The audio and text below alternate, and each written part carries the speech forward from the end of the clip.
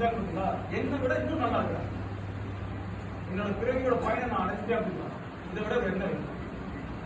அந்த மாதிரி வார்த்தைகள் வாயிலிருந்து யாரோட வாயிலும் வராது.